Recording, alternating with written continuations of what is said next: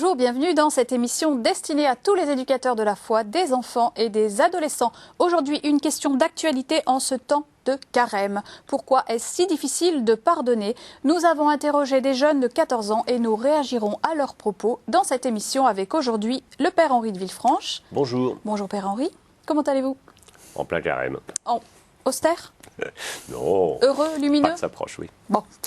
Et puis Anne-Marie Sonal. Bonjour Anne-Marie. Bonjour. Comment ça va? Très bien. Bon, je me réjouis de vous recevoir à nouveau. Moi Vous aussi, êtes psychologue, psychanalyste et théologienne. Vous êtes auteur du livre Psy, délivrez-nous du mal, avec comme sous-titre, je précise, une analyste face à la souffrance et au pardon aux éditions de l'Atelier. Alors en quelques mots d'introduction, Anne-Marie, quel lien faites-vous entre le pardon, qui est une démarche spirituelle, et votre travail de psychologue?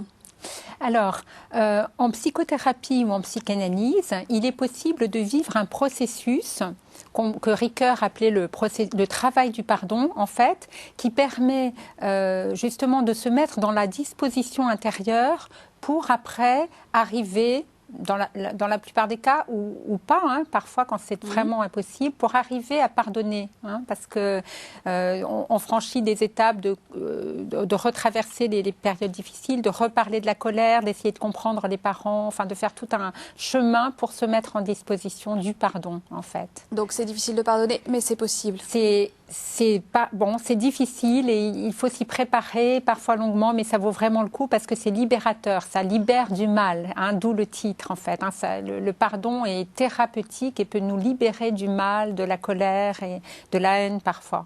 Donc ça vaut le coup. Philippe Mouret a rencontré des adolescents de 14 ans. Ils répondent cette semaine à cette question. Pourquoi est-ce si difficile de pardonner? Écoutez, regardez leurs réponses. C'est difficile de pardonner la personne qui nous a fait mal parce que être devant lui et lui demander, de nous dire pardon, et ben c'est pas facile. Donc oui, déjà c'est dur de se retrouver seul avec la personne, mais on a aussi peur qu'elle recommence à nous faire du mal et qu'on soit encore obligé de pardonner et que ça tourne au cercle vicieux. Le pardon, c'est possible, mais c'est très compliqué parce que normalement il y a que Dieu qui peut pardonner. Enfin, faut oublier complètement ce que l'autre a dit ou ce qu'il a fait. Tout est-il pardonnable?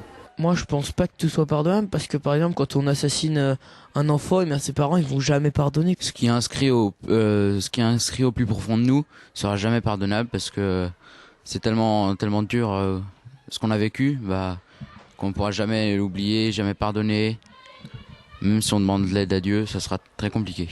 Je pense que tout est pardonnable, mais à chaque fois il faut un certain temps pour pardonner, parce que il y a toujours des marques. Comment vous y prenez-vous pour pardonner? Pour pardonner quelqu'un, la première chose à faire, à mon avis, c'est de renoncer à toute la haine qu'on peut avoir contre cette personne. Et après, d'essayer d'oublier l'acte qu'il a fait pour recommencer à zéro avec cette même personne. Moi, pour pardonner, j'écoute d'abord la personne qui m'a fait du mal, qui m'a blessé. Et ensuite, je regarde faut voir si elle regrette vraiment ce qu'elle a fait avant de lui pardonner pour être sûr qu'elle recommencera pas. Est-ce utile de pardonner si celui qui a offensé ne le demande pas? On a envie de pardonner lorsque l'autre il a envie qu'on le pardonne, mais il ose pas le dire. Et ça nous rend heureux de pardonner. Quand on pardonne quelqu'un, en général, la personne en face, elle est heureuse et la joie, c'est contagieux. Donc en général,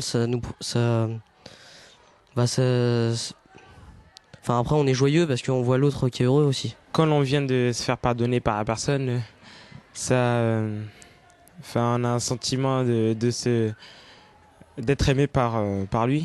Pardonner, même si on le demande pas, c'est utile parce que je pense que c'est pour l'âme surtout que c'est important. Pardonner, même si l'autre le veut pas, c'est important parce que ça permet pour soi de retrouver une certaine paix, d'être capable de pardonner, c'est déjà très bien.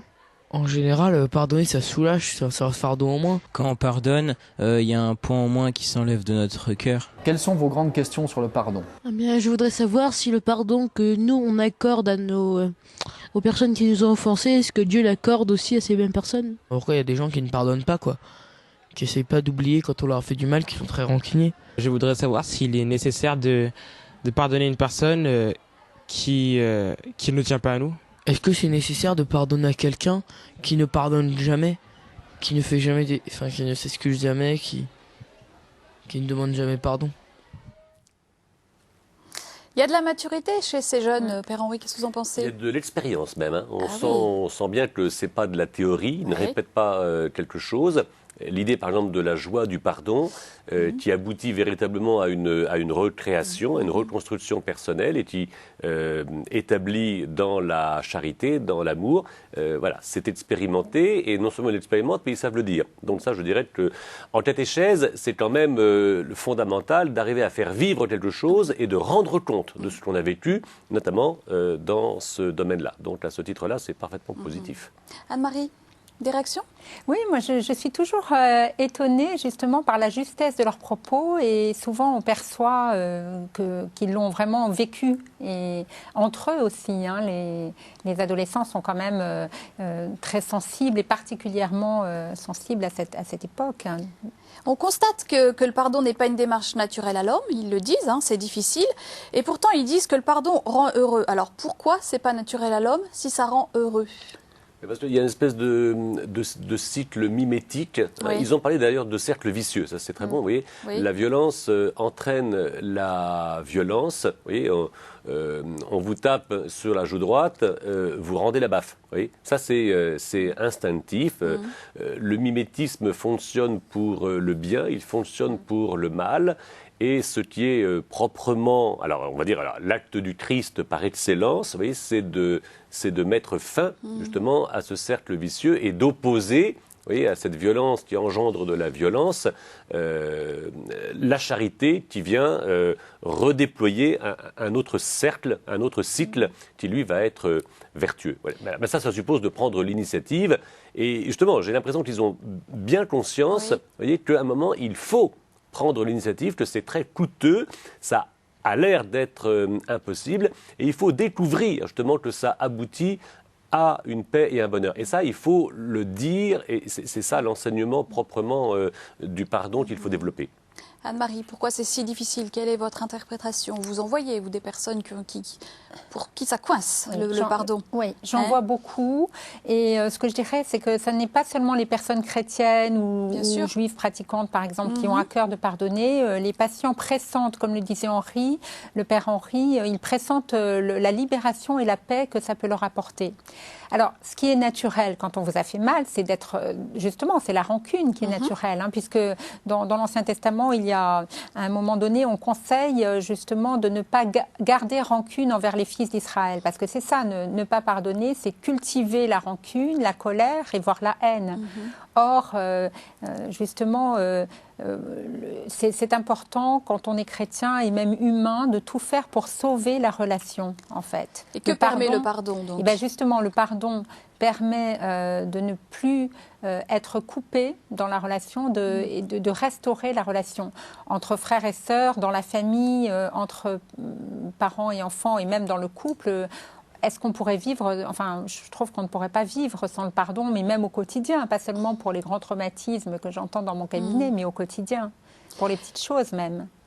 On a observé que dans la manière de s'exprimer, les jeunes parlaient de pardonner quelqu'un et non pas à quelqu'un. On l'observait tout à l'heure en les écoutant, ce qui montre bien que le côté relationnel est très fort. Ce n'était pas tellement ce qu'il y avait à pardonner, c'était rétablir le lien entre les personnes. Et ça n'a pas de prix. Qu'est-ce que pardonner? Parce que les jeunes parlent beaucoup de dire il faut oublier. Est-ce que le pardon, c'est l'oubli? Anne-Marie. Alors, dans la vie psychique, il faut savoir que si c'est si difficile, justement, c'est que rien ne peut être oublié. C'est-à-dire, soit le psychisme refoule comme un mécanisme de défense, soit c'est là, ça n'est pas possible d'oublier. Donc, le pardon, en fait, on se rappelle toujours, c'est normal, c'est humain, ça n'est pas pathologique de se rappeler. Hein. Après, il faut dépasser le souvenir et essayer de travailler à changer, à transformer notre colère. Et ça s'assume? Alors, le souvenir, comment on l'assume? Alors justement, ça dépend, il faut distinguer les graves traumatismes des moindres. Au quotidien. Voilà. Alors au quotidien, oui, en fait, au quotidien, parfois le temps fait son œuvre, hein, et aussi de dire un petit mot de reproche pour, en fait, parfois faire un reproche. On croit que reprocher quelque chose à quelqu'un, c'est ne pas l'aimer, mais le reproche peut avoir la fonction justement de sauvegarder la relation. Un reproche dit, comme la correction fraternelle par exemple, un reproche dit d'une certaine manière qui peut être entendu par l'autre, peut permettre de nous amener sur la voie de la réconciliation. Vous êtes d'accord? Oui, le pardon facile n'est pas bien reçu. Voilà. Voyez, c'est-à-dire que parce qu'il n'est pas vrai. C'est comme si on disait qu'il ne s'est rien passé. Oui. Alors, on pourrait faire les comparaisons entre une amnistie, voyez, où on passe sur la faute, et le processus, on va dire, de guérison qui fait partie du pardon, à la fois avec la prise de conscience de ce qui a été fait, du mal qui a été fait, le regret, en disant mais c'était... Alors souvent ça les gens le disent, mais enfin comment j'ai fait un truc pareil, ou en gros même plus c'était pas moi, et c'est vrai que c'est pas vraiment toute la personne qui est là.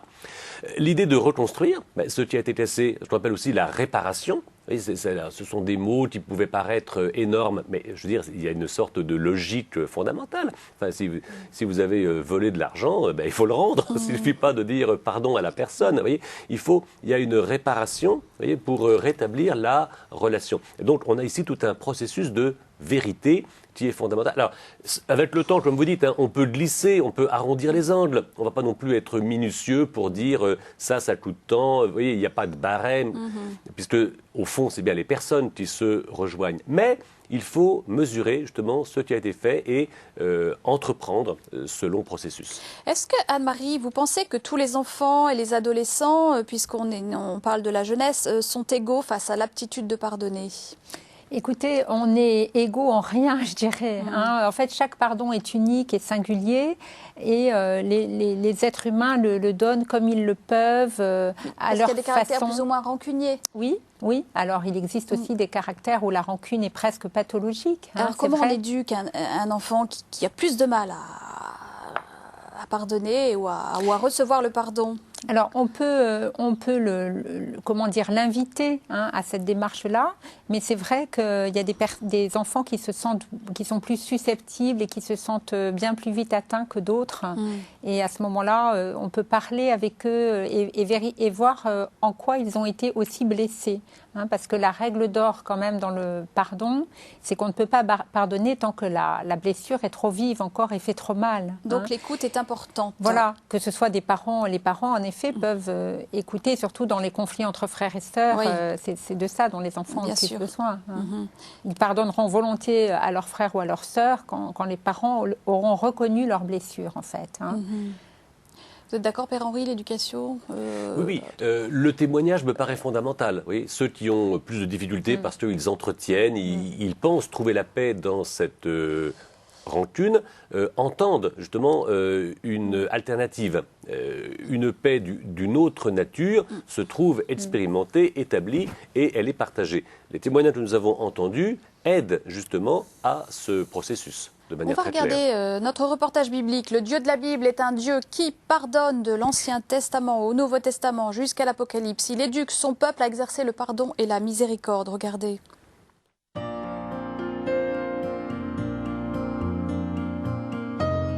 Ce que Dieu veut, c'est la miséricorde. Mais ce sentiment n'est pas naturel à l'homme. Le roi David, lui, le sait. Je préfère, dit-il, tomber entre les mains du Seigneur plutôt qu'entre les mains des hommes. Loin de vouloir la mort du pécheur, Dieu veut sa conversion pour pouvoir lui accorder son pardon. Le psaume 103 loue Dieu qui pardonne toutes les offenses. Le Seigneur est tendresse et pitié, lent à la colère et plein d'amour. Il ne garde pas rancune, il ne nous traite pas selon nos fautes. Éternelle est sa miséricorde. Dans l'Ancien Testament, Dieu va progressivement éduquer son peuple pour élargir les cœurs humains aux dimensions de son cœur divin, par le commandement de ne pas assouvir sa vengeance. Avec Jésus, un pas de plus est franchi. Le pardon doit s'exercer envers tout homme. Il enseigne l'amour des ennemis comme de soi-même. Si vous aimez ceux qui vous aiment, quelle reconnaissance pouvez-vous attendre? Au contraire, aimez vos ennemis, faites du bien et prêtez sans espérer en retour. Alors votre récompense sera grande et vous serez les fils du Dieu très haut, car il est bon, lui, pour les ingrats et les méchants. Soyez miséricordieux comme votre Père est miséricordieux. Pardonnez et vous serez pardonnés.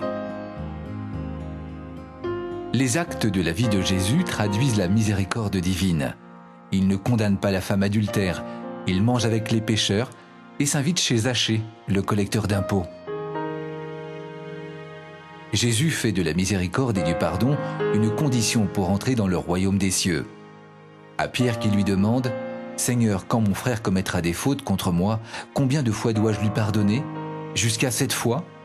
Jésus lui répond « Je ne dis pas jusqu'à 7 fois, mais jusqu'à 70 fois 7 fois. C'est ainsi, dit-il à ses disciples, que vous serez parfaits comme votre Père est parfait. »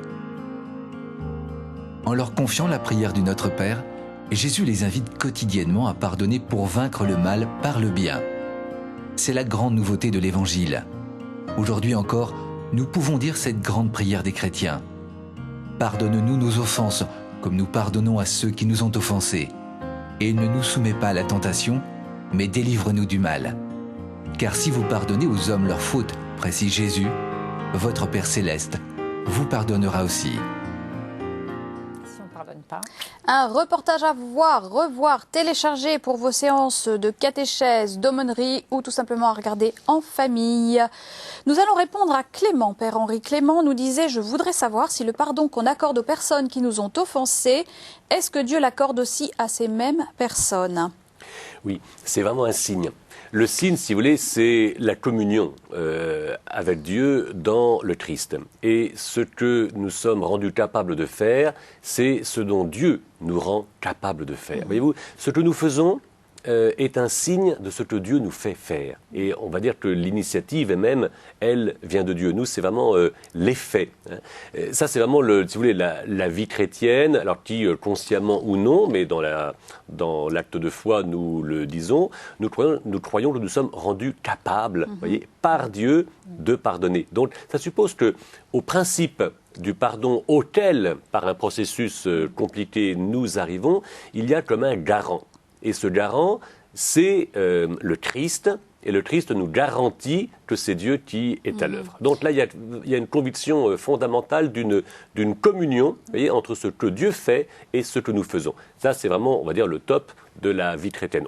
On est vraiment chrétien à ce moment-là. Et dans ce contexte où vous placez le sacrement de la réconciliation, si nous on pardonne, Dieu pardonne? Oui, bien justement, on le place au sens de tout sacrement, c'est-à-dire de l'efficacité du médiateur, c'est-à-dire Jésus est l'unique médiateur entre Dieu et les hommes. Il accorde, si vous voulez, les deux capacités. Oui, la capacité de Dieu qui se transmet à nous. Alors c'est là où on vit quelque chose, c'est à la fois à la mesure de Dieu et qui devient à notre mesure. Et il y a une chose que l'on reconnaît, trop peu souvent, mais qui est, je crois, assez clair, c'est que dans le sacrement de la réconciliation, on expérimente une joie très profonde. Oui. Et ça, on ne le dit pas assez. C'est comme pour le pardon de quelqu'un qui vous a offensé. On a l'impression d'une montagne à soulever, et puis quand on s'aperçoit qu'on fait la démarche, on arrive, vous voyez, alors, dans une plaine fertile. C'est grandiose. Qu'est-ce que ça signifie que Jésus lie le pardon à une guérison ou la guérison à un pardon? Va, ta foi t'a sauvé. Qu'est-ce que ça signifie pour vous, en tant que psychologue, que la guérison soit liée au pardon?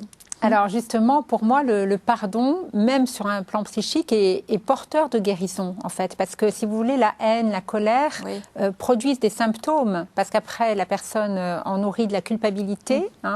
C'est quand même, ça n'est pas de tout repos d'être en colère contre quelqu'un. On se sent coupable, on s'en fait des reproches, même si... Voilà. Donc, en fait... faire ce chemin et laisser aller le mal, finalement, c'est guérissant, en fait. Moi, je ne suis pas étonnée du tout de ce lien.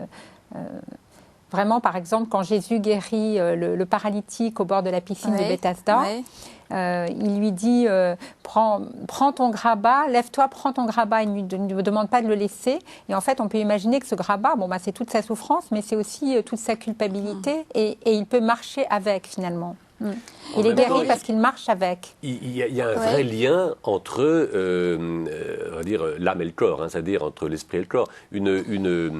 Un pardon spirituel, si vous voulez, un pardon sacramentel, voyez, aboutit aussi à un bienfait corporel. Ça, vous en êtes témoin. Ah oui, oui. Hein. Alors, c'est vrai en théorie et c'est vrai en pratique. Voyez. Mais entre la chair et l'esprit, entre le corps et l'esprit, il y a justement une disponibilité. Et les témoignages sur les guérisons corporelles qui viennent justement d'une guérison spirituelle, on était capable notamment de confesser son péché. Il y a un psaume absolument extraordinaire qui montre vraiment le type en train de s'enfoncer dans la boue. Il en a jusqu'à la narine. Et puis, à un moment, j'ai reconnu mon péché et je bondis, et la culpabilité se trouve transformée en repentir. Et autant la culpabilité, ça vous enfonce et c'est mortifère, autant le repentir est libérant et aboutit justement à la réconciliation et à la reconstruction des personnes, justement. Anne-Marie, vous voulez Oui, compléter? je suis tout à fait d'accord avec ce que dit le Père Henri, c'est-à-dire qu'en fait, il y a une distinction, une nuance entre le sens du péché et ensuite le repentir que l'on peut éprouver et la culpabilité psychologique, psychique, souvent en excès, en fait. Hein. Il y a une culpabilité normale et puis il y en a une qui est pathologique, en fait. Oui. Et ce que le Christ prêche, c'est le repentir, c'est pas la culpabilité. Voilà. Là, il y a un contresens terrible. On nous dit, vous voyez, vous rendez coupable. Non, nous invitons au repentir. Ça n'a rien à voir. Alors, on va répondre à Stéphane. Je voudrais savoir s'il est nécessaire de pardonner à une personne qui ne tient pas à nous. Comment vous lui répondriez? Ne tient pas à nous, qu'est-ce que ça veut dire? Voyez, qui ne nous aime pas, qui est indifférent. Voilà, mais il y a... C'est une question pour lui. Oui, tout à fait. Moi, ce que je crois, c'est qu'il y a vraiment une solidarité, il y a un intérêt. Elle n'est pas forcément partagée. Vous voyez, on peut aimer quelqu'un qui ne vous aime pas, vous voyez, mais ça ne veut pas dire qu'il n'y a pas justement quelque chose de fondamentalement... Mais c'est plus difficile parce qu'il n'y a pas cette récompense du bonheur de l'autre. Ah ben il y a de la... Alors, je crois qu'il y a à la fois de la gratuité et de l'intérêt. Hein. Alors, l'intérêt est une bonne chose, il y a de l'appétit, ça fait avancer. On fait aussi, alors dans le pardon de manière fondamentale, l'expérience de la gratuité parce qu'on ne mérite pas forcément justement d'être pardonné. Là, il y a la reconnaissance, et le Christ en est vraiment une icône magnifique et fondamentale, l'idée d'une initiative qui vous fait découvrir des abîmes de vie dont on n'avait pas l'idée. Et ça, c'est une découverte quasiment miraculeuse. Comment on s'y prend pour pardonner? Là, je voudrais qu'on reparle de ce que Clément proposait. Renoncer à toute la haine qu'on peut avoir, essayer d'oublier. Et puis Gabin disait, moi j'écoute, et puis je vois si elle regrette vraiment. Qu'est-ce que vous en pensez de cette méthode pour pardonner? En fait, je pense que c'est pas mal parce que, par exemple, dans le travail du pardon psychologique, un des préalables, c'est de renoncer à ce que l'autre demande pardon. Et dans le cas des parents, c'est vrai que c'est rare. Avant, c'était rare que les parents demandent pardon. Maintenant, c'est plus fréquent dans l'éducation des enfants. Mais donc, je trouve que c'est très juste. Hein, renoncer, en fait, à ce que l'autre nous demande pardon. C'est vrai que Jésus va plus loin. Cette gratuité. Voilà. Oui. dont vous parliez. Il faut pardonner même si on ne nous demande pas pardon. C'est ça qui rend difficile aussi la démarche. Tout à fait. Comment Jésus s'y prend pour pardonner? Peut-être que c'est quelque chose qui peut nous aider à... Jésus, il est vraiment venu pour ça. Oui. Jésus incarne le désir de Dieu de pardonner. Ça, c'est vraiment, je dirais, toute son existence. S'il y a un mot qui indique ce que Jésus dit et fait, oui, alors on va dire c'est la charité, mais sous l'aspect justement de la miséricorde. C'est l'idée justement que, voilà, il y a un projet. Vous voyez, et on l'avait justement dans le témoignage de ces jeunes. Voilà, on espère vraiment que l'autre va bouger, va changer. Et c'est le sens, vous voyez, de l'amour de l'ennemi. Ça n'est pas du tout le côté vertueux. J'ai réussi quelque chose de formidable. C'est que ça serait à la limite même mesquin et très orgueilleux. La conviction profonde, c'est que l'autre va changer. Et si je tends la joue droite, quand on m'a frappé la joue gauche, c'est pas pour recevoir une deuxième baffe, vous voyez, c'est en espérant que l'autre va se rendre compte de la stupidité de son geste et va compenser par une caresse, vous voyez, donc va se transformer. Et entre ces deux personnes qui espèrent, on compte sur Dieu. On prie Dieu pour ses ennemis, non pas pour les maintenir dans cet état inimical, mais pour changer le cœur de l'ennemi et en faire un ami. Ça, c'est de l'ambition tu vas très loin. C'est l'ambition de Dieu. Merci. C'est l'ambition du Christ, oui. L'ambition du De Christ. Dieu. Merci à tous les deux. C'est la fin de cette émission. À bientôt. À bientôt. Alors, pour aller plus loin, je vous propose un hors-série sur le pardon, conçu par nos confrères du journal La Vie, des témoignages, des propositions de prière, des points d'appui bibliques, un hors-série très riche. La semaine prochaine, nous répondrons à cette question. Pourquoi Jésus est-il né d'une vierge? Comment est-ce possible? Quelle en est la signification? Au revoir à tous.